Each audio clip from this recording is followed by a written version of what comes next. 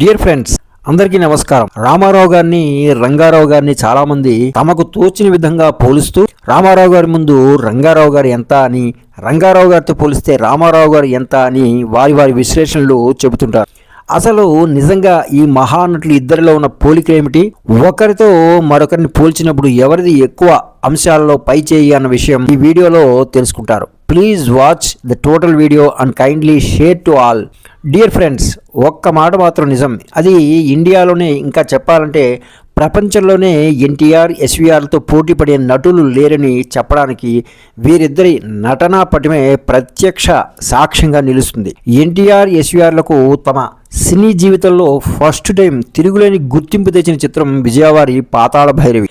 అక్కినేని మొదటి హీరోగా అనుకున్నా విజయ స్టూడియోలో ఎన్టీఆర్ ఏఎన్ఆర్ టెన్నిస్ ఆడుతున్న సమయంలో ఏఎన్ఆర్ కొట్టిన బంతిని చాలాసార్లు ఎన్టీఆర్ మిస్ అయ్యారు. కానీ వెంటనే నాగేశ్వరరావు కొట్టిన మరో బంతికి సమాధానంగా ఎన్టీఆర్ కొట్టిన ఒక తెగింపు షాట్కి బంతి వెళ్ళి ఏకంగా స్టూడియో కాంపౌండ్ వాల్ దాటి రోడ్డు మీద పడిపోయింది. ఆ సమయంలో ఎన్టీఆర్ ఫేస్లో కనిపించిన అద్భుతమైన హావభావాలు, బాడీ లాంగ్వేజ్లో ఒక నిర్లక్ష్య ధోరణి దర్శకుడు కేవీ రెడ్డి గారిని విపరీతంగా ప్రభావితం చేయడంతో తన పాతాళ భైరవి సినిమాలో అప్పటికే హీరోగా నిర్ణయించిన ఏఎన్ఆర్ని పక్కకు పెట్టి ఎన్టీఆర్ని హీరోగా ప్రకటించారు. ఇక ఎస్వీఆర్ విజయవారి షావుకారు చిత్రంలో అప్పటికే ఎన్టీఆర్తో కలిసి నటించారు. మొదట పాతాళ భైరవిలో మాంత్రికుడిగా అప్పటికే ప్రసిద్ధ విలన్గా పేరొందిన ముక్కామలను అనుకున్నారు. కానీ అక్కినేని హీరో అయితే ముక్కామల విలన్ అనుకున్నారు. అయితే ఆ సినిమాలో అక్కినేని బదులుగా ఎన్టీఆర్ని హీరోగా అనుకోవడంతో విలన్ని కూడా కొత్తవాడిని తీసుకోవాలని కేవీ రెడ్డి భావించి షావుకారులో రౌడీగా నటించిన ఎస్వి రంగారావుని తీసుకున్నారు. పాతాళ భైరవి సినిమాలో తోటరాముని పాత్రలో ఎన్టీఆర్, నేపాల మాంత్రుడిగా ఎస్వీఆర్ పోటాపోటీగా నటించారు. ఆ చిత్రం ఘన విజయం సాధించింది. దానికి కారణం వీరిద్దరే. ఆ తర్వాత ఎన్టీఆర్ ఎస్వీఆర్ ఇద్దరు మిస్సమ్మ, జయసింహ, మాయాబజార్, భూ కైలాస్, దీపావళి, కలసి ఉంటే కలల సుఖం, గుండమ్మ కథ, ఆత్మబంధువు, నర్తనశాల, పాండవ వనవాసం, నాది ఆడజన్మే, శ్రీకృష్ణ విజయం వంటి అనేక విజయవంతమైన గొప్ప పౌరాణిక, సాంఘిక, జానపద చిత్రాల్లో నటించారు. ముఖ్యంగా ఎస్వీఆర్, ఎన్టీఆర్ పౌరాణిక సినిమాల్లో ఒకే సీన్లో నటించే సమయంలో వారిద్దరూ ఒకరితో ఒకరు పోటీ పడేవారు. వీరిద్దరి ఆవేశపూరిత నటనను ప్రేక్షకులు తీవ్రమైన ఉత్కంఠతో చూసేవారు. పాండవ వనవాసం చిత్రంలో ద్రౌపది వస్త్రాపహరణ సమయంలో రంగారావు గారు స్క్రిప్ట్లో లేని డైలాగ్స్ చెప్పడంతో ఎన్టీఆర్ అభ్యంతరం చెప్పారు. మీరే కాదు, మేము కూడా చెప్పగలము. ఇలా నటులు దర్శకుడు చెప్పిన విధంగా స్క్రిప్ట్లో ముందే ఇచ్చిన డైలాగ్స్ కాకుండా తమ ఇష్టానురీతిగా సంభాషణలు చెప్పడం క్రమశిక్షణ రాహిత్యం కాదా? నిర్మాతలకు దర్శకులకు ఇచ్చే విలువ ఇదేనా అని ఎస్వీఆర్ని ఎన్టీఆర్ నిలదీశారు. కానీ ఎస్వీఆర్ ఎన్టీఆర్ ప్రశ్నలకు సమాధానం ఇవ్వకుండా వెళ్ళిపోబోయారు. ఎన్టీఆర్ మళ్ళీ స్క్రిప్ట్ లోని డైలాగ్స్ చెప్పమంటే నో రిపిటిషన్ అంటూ ఎస్వీఆర్ విసురుగా సెట్ నుంచి వెళ్ళిపోయారు. ఎన్టీఆర్ కూడా ఆగ్రహంతో క్రమశిక్షణ లేని ఈ వ్యక్తులతో మేము నటించం అని తన రూమ్ లోకి వెళ్ళిపోయారు. ఎస్వి రంగారావు వల్ల వచ్చిన ఈ భయానక సమస్యతో దర్శక నిర్మాతలు హడలిపోయారు. అసలు ఈ పిక్చరు కంప్లీట్ అవుతుందా అని ఆందోళన చెంది డిసిప్లిన్కి మారు పేరని ఎన్టీఆర్ గారి దగ్గరికి వెళ్ళి, రామారావు గారు దయచేసి మా విన్నపాన్ని మన్నించి సినిమాను కంటిన్యూ చేయండి అని అడిగారు. స్క్రిప్ట్లో లేని డైలాగ్స్ చెబితే ఎలాగండి, ఆ మాత్రం మాకు రాదా అని దర్శకుడు కమలాకర కామేశ్వరరావుని అడిగితే ఎస్వీఆర్ గారిది తప్పే, కానీ ఆయన ధోరణి మీకు తెలుసు కదా, ఎవరు చెప్పినా కూడా ఆయన వినరు. దయచేసి నిర్మాత క్షేమం కోరి మీరు మన్నించి ఒక అనుభవం ఉన్న నిర్మాతగా మిగిలిన సినిమాని కంప్లీట్ చేయండి అని ఎన్టీఆర్ని వేడుకున్నారు కమలాకర కామేశ్వరరావు. అలాగే ఆ సినిమా నిర్మాత కూడా ఎన్టీఆర్ని రిక్వెస్ట్ చేశారు. ఒక సినిమా నిర్మించడం ఎంత ఖర్చు, శ్రమతో కూడుకున్న నిర్మాతగా, దర్శకుడిగా అప్పటికే ఎన్నో సినిమాలు నిర్మించిన నటునిగా బాగా తెలిసిన రామారావు గారు ఎస్వీఆర్ మొండి వైఖరిని ఖండిస్తూనే దర్శక నిర్మాతల, ఇంకా అనేక మంది నటీనటుల, టెక్నీషియన్స్ యొక్క జీవనోపాధి గురించి ఆలోచించి వెంటనే పాండవ వనవాసం సినిమాని కంప్లీట్ చేయడానికి అంగీకరించారు. ఒకవేళ ఎస్వీఆర్ లాగా ఎన్టీఆర్ కూడా మొండిగా ప్రవర్తించి ఉంటే అసలు పాండవ వనవాసం సినిమా పూర్తి అయ్యేది కాదు. నిర్మాతలకు తీవ్ర నష్టం వచ్చేది. ఈ సినిమా షూటింగ్లో వచ్చిన ఎన్టీఆర్ ఎస్వీఆర్ విభేదాలు చాలా సంవత్సరాలు అలాగే కొనసాగాయి. కానీ ఈ విభేదాలకు మూల కారణం ఎన్టీఆర్ కాదు, ఎస్వి రంగారావు గారి క్రమశిక్షణ రాహిత్యమేనని అందరూ గమనించాలి. డియర్ ఫ్రెండ్స్, ఇప్పుడు అసలు ఎన్టీఆర్ ఎస్వీఆర్ వీరిద్దరి నటనలో కల పోలికలు, వ్యత్యాసాలు తెలుసుకుందాం. ఎస్వీఆర్ తన కెరీర్ మొదటిలో కొన్ని చిత్రాల్లో హీరోగా నటించినా ఏ ఒక్కటి చెప్పుకోదగ్గ విజయం సాధించలేదు. ఇక ఏ సోషల్ మూవీలో కూడా పూర్తి స్థాయి హీరోగా ఎస్వీఆర్ ఎప్పుడూ నటించలేదు. కేవలం ఆయన పాత్ర కూడా ఒక ఇంపార్టెన్స్ ఉన్న పాత్ర కొన్ని సినిమాల్లో ఎస్వీఆర్ నటించారు. కానీ ఆ పాత్రలో కూడా ఎస్వీఆర్ మరపురాని నటన ప్రదర్శించి తన ప్రత్యేకతను చాటుకునేవారు. ఇక రామారావు గారు తన మొదటి సినిమా మన దేశంలో తప్ప ఆల్మోస్ట్ ప్రతి సినిమాలో హీరోగానే నటించారు. ఎన్టీఆర్ కంటే కేవలం సుమారు 5 సంవత్సరాల పెద్ద ఎస్వీఆర్. కానీ ఆయన్ని ఎప్పుడు హీరో పాత్రలు వేయమని ఏ నిర్మాత అడగలేదు. అయితే అదే టైంలో ఎస్వీఆర్కి ఆల్మోస్ట్ ఎన్టీఆర్ నటించే ప్రతి సినిమాలో ఒక ఇంపార్టెంట్ రోల్ తప్పక ఉండేది. అది ఎస్వీఆర్ ప్రత్యేకత. ముఖ్యంగా ఎన్టీఆర్ లాంటి ధీరోదాత్తులు నటిస్తున్న చిత్రాల్లో ఎన్టీఆర్కు ధీటుగా విలన్గా లేదా మరేదైనా క్యారెక్టర్ రోల్లో నటించగలిగిన ఏకైక నటుడిగా రంగారావు పేరు తెచ్చుకున్నారు.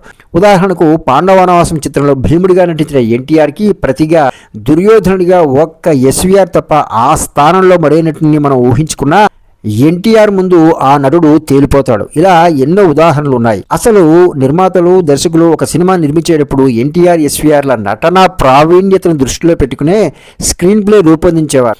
ఎస్వీఆర్ గారు ధీర గంభీర పాత్రలను అలవోక పోషించగలరు. కానీ ఎన్టీఆర్ లాగా ఒకే సమయంలో ఒకే చిత్రంలో లలిత స్వరూపుడైన శ్రీకృష్ణుడిగా, మానధనుడైన సుయోధనుడిగా, వీరితో ఏమాత్రము పోలికలేని కర్ణునిగా 3 పాత్రలను తానే నిర్మాతగా దర్శకుడిగా సర్వం తానే దానవీర సూరకర్ణ సినిమా నిర్మించి ఎవరికీ సాధ్యం కాని చరిత్ర సృష్టించిన ఎన్టీఆర్ లాగా ఎస్వీఆర్ గారు నటించలేరు, దర్శకత్వం వహించలేరు.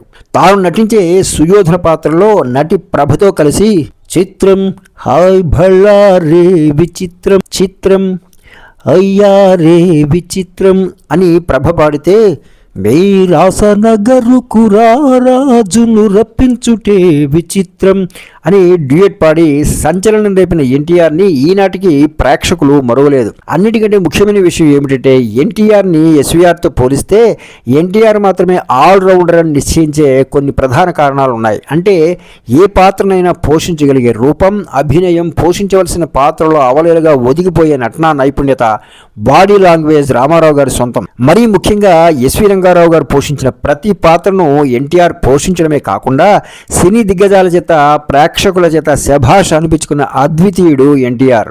తన స్వంత సినిమాలో స్వీయ దర్శకత్వంలో శ్రీకృష్ణ పాండవ్యంలో ఎస్వీఆర్కి పేరు తెచ్చిన సుయోధనుడి పాత్రలో న భూతో న భవిష్యత్ అన్న రీతిలో నటించి ప్రేక్షకులకు తనదైన శైలిలో ఒక క్రొత్త సుయోధనుడిని పరిచయం చేసిన ఘనత ఎన్టీఆర్కే దక్కుతుంది. అదే శ్రీకృష్ణ పాండవ్యంలో సుయోధన పాత్రకు పూర్తిగా విరుద్ధమైన శ్రీకృష్ణుని పాత్రను ఎంతో లాలిత్యంతో పోషించిన ఎన్టీఆర్ ప్రియురాల సిగ్గేలనే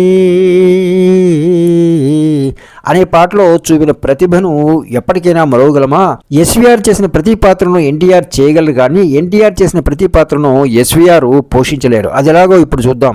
లవకసలో శ్రీరాముని పాత్రలో ఎస్వీఆర్ నటించి ఉంటే ఎలా ఉండేదో ఊహించుకోండి. అలాగే శ్రీ వెంకటేశ్వర మహాత్మ్యంలో శ్రీనివాసుడిగా, శ్రీ మహావిష్ణువుగా ఎన్టీఆర్ను తప్ప ఎస్వీఆర్తో సహా మరే యాక్టర్ని ఊహించలేం.